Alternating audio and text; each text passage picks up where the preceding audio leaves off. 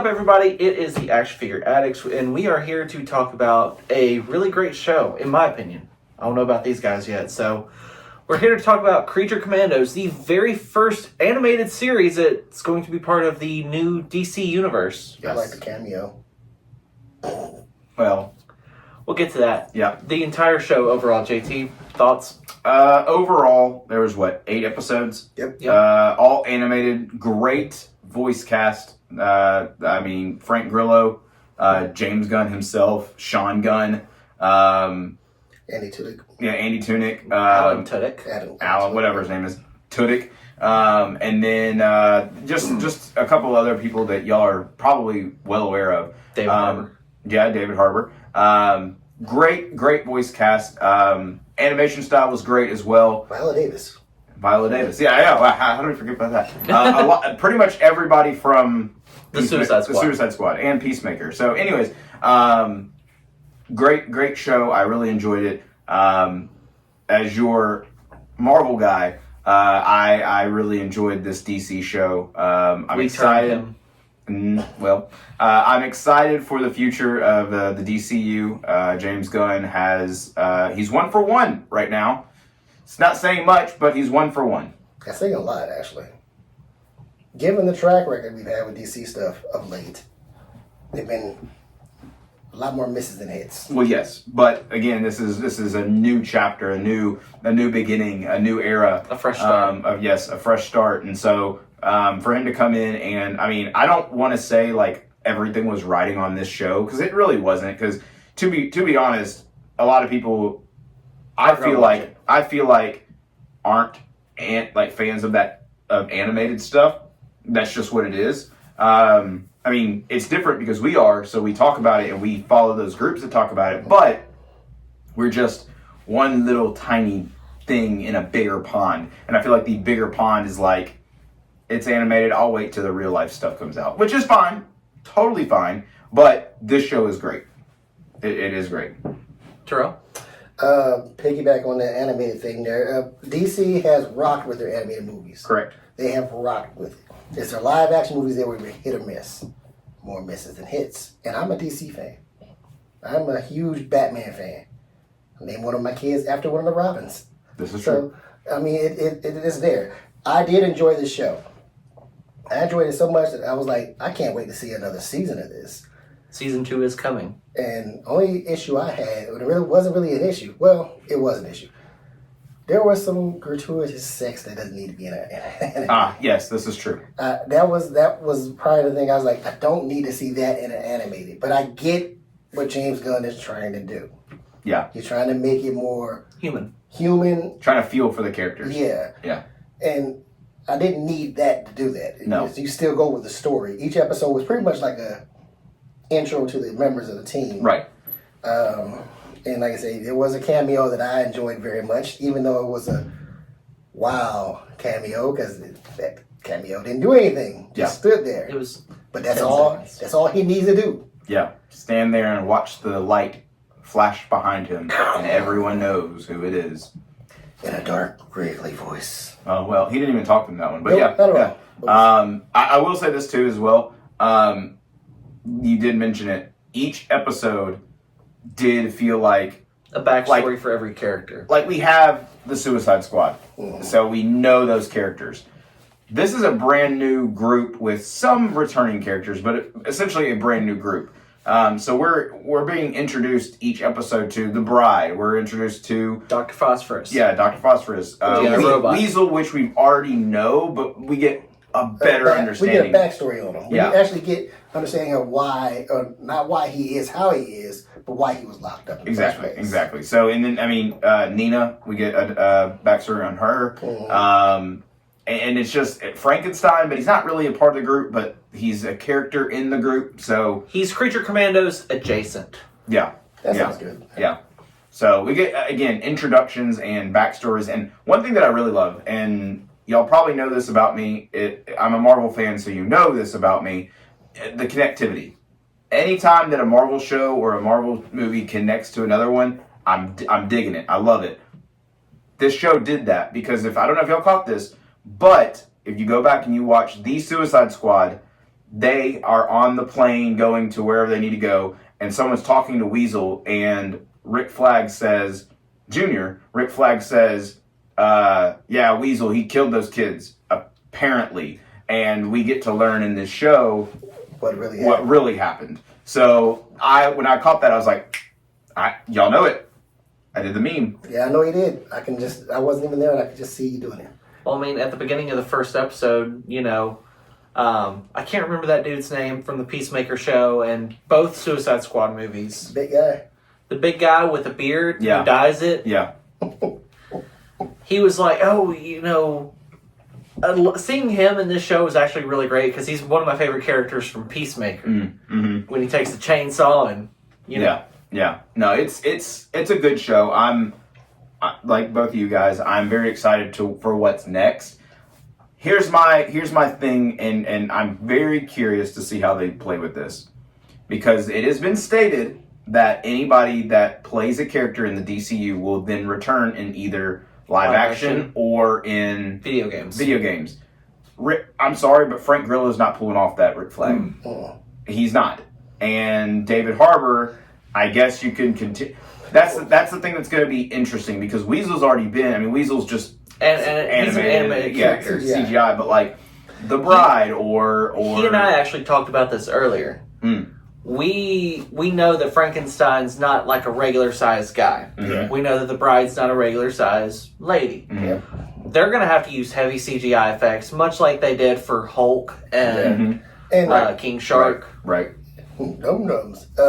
And on your point about Frank Grillo, there's some aspects of him he could pull off that character, but not that look. Right? No. There's no way.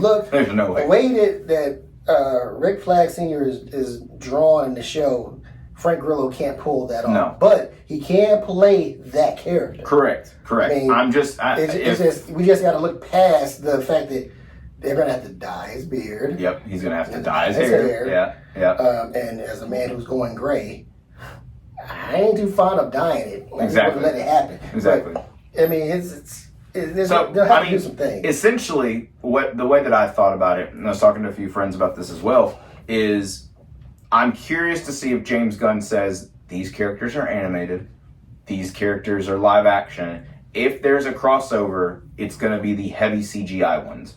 So, for instance, if they bring Frankenstein in, probably either really big CGI or practical effects, and have David Harbour do the voiceover for it. much like the Hulk. Exactly. But if Rick Flag Sr. is going to be in the next live action blank or whatever, he's actually in Peacemaker season 2 and Superman. So I mean, there's that confusion, because like if he doesn't come out looking like Frank, like if he comes out looking more like Frank Grillo than Rick Flag Sr., I'm going to be like, that's a little confusing. So the set pictures are what originally teased his look for Creature Commandos. Okay. So is he blonde? Does he have? He's got the gray hair. I think he shaved the beard. I don't remember. It's been like a couple of months, but I mean, in all honesty, though, I actually kind of like the fact that they're going to go steadily with a set casting, to where you don't get an Iron Man to Iron Man 2 situation where, what was Terrence Howard? Terrence Howard played Rhodey in the first one, and he said next time. He never got that next time moment because Don Cheadle took the War Machine armor from him. Well, okay. Yeah, there was behind the scenes drama. I was about to say. But you know what I mean. Yeah, the fluidity is going to be there between live action and animated, which to me feels like, okay, he's solving an issue that he saw with Marvel already. Or the fact that we've had, 18 different Batman. Well. I'm counting the animated. I'm just saying, I think another thing we gotta look at too is, like, one thing that Marvel did that they're not doing anymore. One thing that Marvel's doing that they're not doing anymore is they started with these, okay, hey, RDJ, we're gonna give you a 10-movie contract. These characters now are getting one just, hey, we'll hire you after everything. I'm curious if James Gunn did that, because there are probably other projects that these characters. I mean, David Harbour's going to be in Thunderbolts. He can't. Thunderbolts, he can't continue. I mean, you can continue as Frankenstein, but like, you're also doing other projects, so you don't want to. He's not gonna. Well, he's not gonna shoot himself in the. He's not letting them shoot themselves in the foot. Correct. With being pigeonholed into just one job. So Well, they're able to do multiples. Because I think David Harbour is in that new Jason Statham movie coming out. Probably, I haven't. It's It's a Jason Statham movie. beekeeper type. But back to Creature Commandos. Trevor, what did you think? honestly, if this is how they're going to start off the DCU, I have a lot of hope. Okay. I felt like this was a very strong introduction to this universe. Mm-hmm. I know that we've already gotten it with the Suicide Squad, Yeah. you know, with characters like King Shark and Harley Quinn and Polka Dot Man, who sadly didn't make it. Peacemaker. What a joke. Peacemaker. Sorry. It's a great show. It was a great show. Now, like, obviously, Peacemaker Season 1 ended with the Justice League. That are no more. That's no longer part of the universe. Go sleep So- with a fish. James Gunn has already said that all of the Suicide Squad is canon to the universe. All of Peacemaker is canon to the universe, except for that last scene. No, he's come out and said that season 1 is not canon. He said season 2 starts it, is where it's What? canon. Yeah. Mm-hmm. He's been on several interviews saying that. Because there was an interview that came out before Creature Commandos where he said, And he must have changed his mind. I think he did change his mind because, I mean, with the fact that You got to reference- make your mind up, my guy, because that's confusing as well. well, they referenced the Project Starfish and Corto Maltese Mm-hmm. in Creature Commandos, and then the Task Force X, you know, they're no longer allowed to use human convicts, Mm-hmm.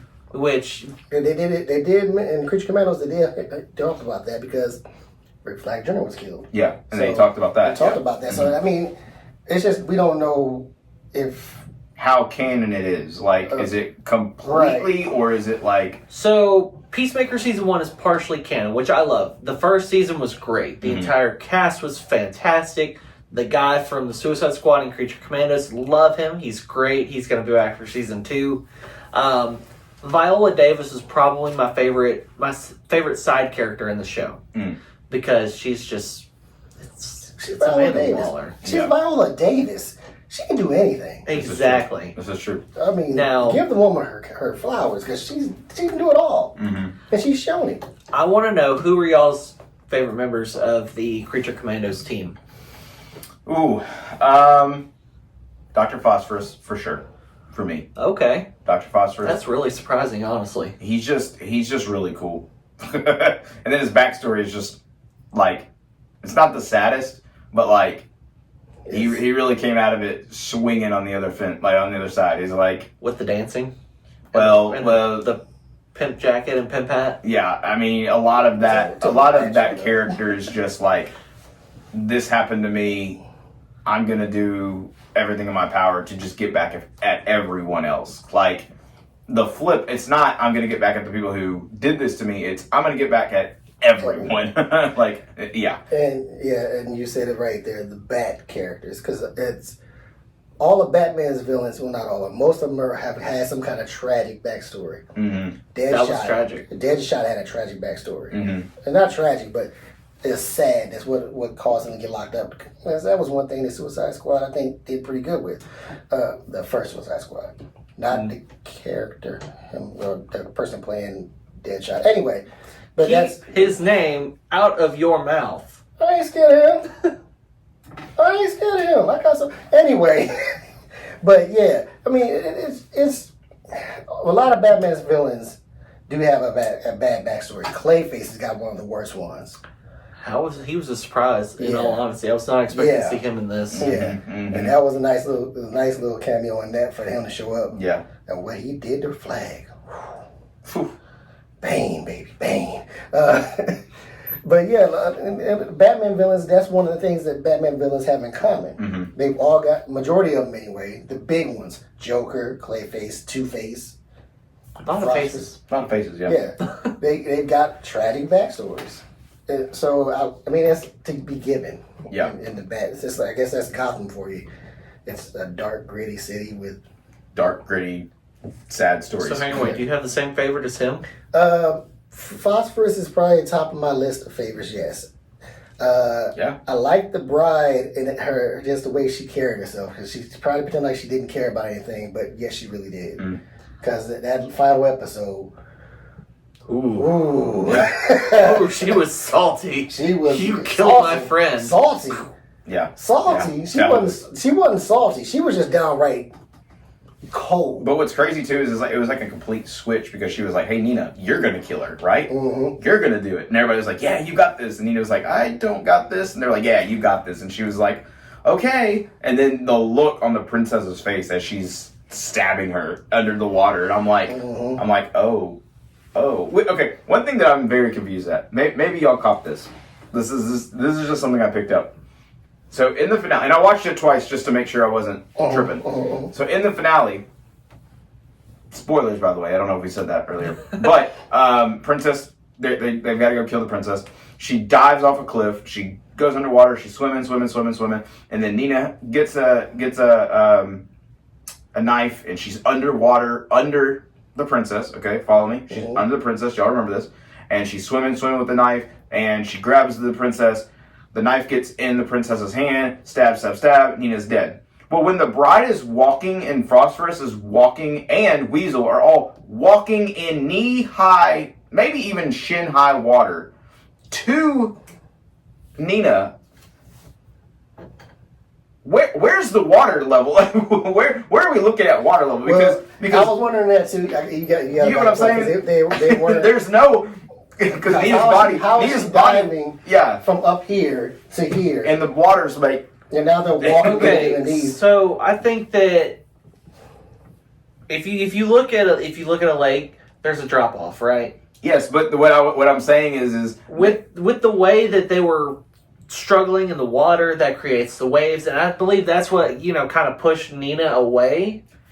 I don't know, because when she her body comes back up.